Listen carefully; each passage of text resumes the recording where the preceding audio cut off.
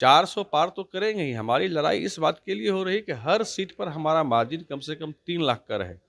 इसके लिए हम लोग प्रयासरत हैं। विपक्ष तो कहीं लड़ाई में है ही नहीं। जितने एम्स थे, वो आज देख लीजिए कितने नए एम्स खुले हैं। तो सब जनता के सामने है। यहाँ हर हफ्ता एक नया यूनिवर्सिटी खुल रहा है, हर दिन एक नया कॉलेज बन रहा है। यहाँ 2.5-3 करोड़ की बढ़ोतरी हुई है। तो रोजगार, व्यवसाय लगातार इस देश में, मोदी जी के राज्य में बढ़ता जा रहा है। देश आर्थिक, ऐसे ही देश थोड़े 5वीं आर्थिक शक्ति बन गया। नमस्कार, आप देख रहे हैं DTW24 न्यूज और मैं हूं आपके साथ दिव्या पांडे। इस वक्त हम मौजूद हैं पटना चाणक्य होटल में। अभी हमारे साथ बात करने के लिए बीजेपी के प्रदेश प्रवक्ता नीरज कुमार है। इनसे ही हम बात करेंगे और जानने की कोशिश करेंगे। आज जो है कांग्रेस की तरफ से राहुल गांधी ने ट्वीट किया है कि बेरोजगारी को बीमारी की चपेट में अब IIT जैसे शीर्ष संस्थान भी आ गए हैं। यानी कहना है जिस तरह से पिछले वर्ष 32% था और इस बार देख लिया जाए तो 36% आ गया है। स्टूडेंट का प्लेसमेंट अभी तक नहीं हुआ है। क्या कहिएगा? राहुल गांधी जी को वस्तु स्थिति की, फैक्ट्स की कोई जानकारी रहती नहीं है। अच्छा। उनके जो स्क्रिप्ट राइटर हैं आजकल, वो कार्ल मार्क्स की किताबों को पढ़कर उनका स्क्रिप्ट लिखते हैं। उनके आसपास आप देखेंगे तो वामपंथी लोग हैं। तो वो गलती पे गलती लगातार करते चले जा रहे हैं राहुल गांधी जी। उनको फैक्ट्स पता नहीं रहता। दरअसल उनको चिंता ये सता रही है कि चुनाव के बाद वो खुद बेरोजगार होने वाले हैं, उनकी पार्टी बेरोजगार होने वाली है। इसलिए वो देश में झूठी बेरोजगारी का हवाला देते हैं।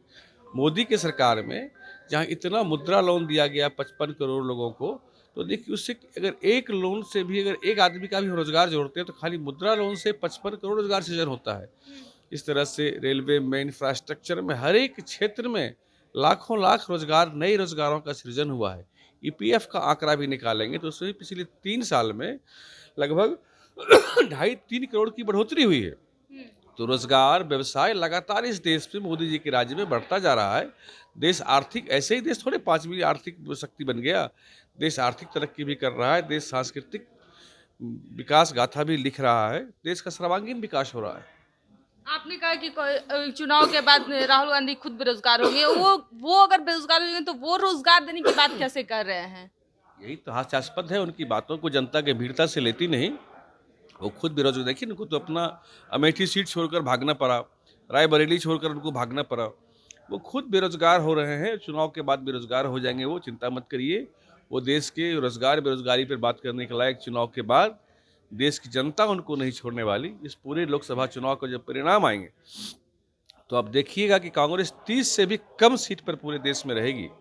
राहुल गांधी ने यह भी कहा है कि देश का सबसे प्रतिष्ठित तकनीकी संस्थान का ये हाल है, तो बीजेपी ने पूरे देश की क्या स्थिति बना रखी है? नहीं, 2014 के पहले कितने IIT थे, आज कितने IIT हैं, जरा इसको देख उन्होंने तो लीजिए। आंकड़ा बताया उसके ना। पर उन्होंने, उनका मैंने कहा, उनके जो स्क्रिप्ट राइटर हैं वो गलत उनको लिख के देते हैं। कितने एम्स थे, वो आज देख लीजिए कितने नए एम्स खुले हैं। तो सब जनता के सामने है। यहाँ हर हफ्ता एक नया यूनिवर्सिटी खुल रहा है, हर दिन एक नया कॉलेज बन रहा है यहाँ। तो ये इस तरह का फर्जी आंकड़ा, पता नहीं वो मार्क्सवादी किताब पढ़कर वो फर्जी आंकड़ा निकाल रहे हैं। दास कैपिटल किताब कार्ल मार्क्स का लिखा हुआ था, उसको पढ़ने वाले लोग उनके इर्द गिर्द बैठते हैं आजकल। तो वो उनका स्क्रिप्ट लिखते हैं जिसको कि तथ्य की कोई जानकारी नहीं होती। उन्होंने ये भी कहा कि नरेंद्र मोदी के पास न रोजगार देने की नीति है और न नियत है। देखिए, मोदी की गारंटी पर देश की 140 करोड़ जनता का भरोसा है। देश की 140 करोड़ जनता ने देखा है कि मोदी ही रोजगार सृजन कर सकते हैं, चाहे वो नेशनल हाईवे का क्षेत्र हो। अब मैं एक उदाहरण देता हूँ। हवाई जहाज़ की कंपनियाँ, हमेशा यह सुनने में मिलता था कि हवाई जहाज़ की कंपनियाँ घाटे में चल रही हैं, बंद हो रही हैं। पहला बार हुआ मोदी सरकार में कि 5 नई कंपनियां आई और बहुत शानदार उनका ग्रोथ रहा। तो हर तरह की चीज़ों का यहाँ विकास हो रहा है, चाहे वो छोटे स्तर पे काम करने वाले, ग्रामीण स्तर पे काम करने वाले हों, चाहे वो बड़े उद्योगपति हों। हर को यहाँ पर पूरा का पूरा मौका मिल रहा है और सभी अपने अपने क्षेत्र में अच्छा काम करते जा रहे हैं। कह रहे हैं मोदी जी कल फिर से एक बार बिहार के दौरे पे आ रहे हैं 4 अप्रैल को। लग रहा है कि अब उनको कहीं ना कहीं डर हो गया है कि उनकी 400 की पार नहीं होगी। नहीं नहीं, ये बिल्कुल, देखिए हम लोग 400 पार तो करेंगे ही। हमारी लड़ाई इस बात के लिए हो रही है कि हर सीट पर हमारा मार्जिन कम से कम 3 लाख का रहे। इसके लिए हम लोग प्रयासरत हैं। विपक्ष तो कहीं लड़ाई में है ही नहीं। उससे तो कहीं हमारा उस तरह का मुकाबला ही नहीं है। हम तो इस प्रयास में है कि कम से कम 3 लाख का मार्जिन हर सीट पर हमारा हो। और मोदी जी का देखिए, पहला कहाँ प्रचार करने वो बिहार में आ रहे हैं, गठबंधन की सीट पर, जिस सीट पे कि SC ST की प्रधानता है, बहुलता है, उस सीट पर प्रधान आ रहे हैं। तो अब जरा समझिए कि कितना वो सम्मान करते हैं अति पिछड़ों का, दलितों का मोदी जी, और गठबंधन धर्म का भी कितना सम्मान करते हैं कि वो पहले आकर के अपने गठबंधन के साथी की सीट पर आके प्रचार करने आ रहा है।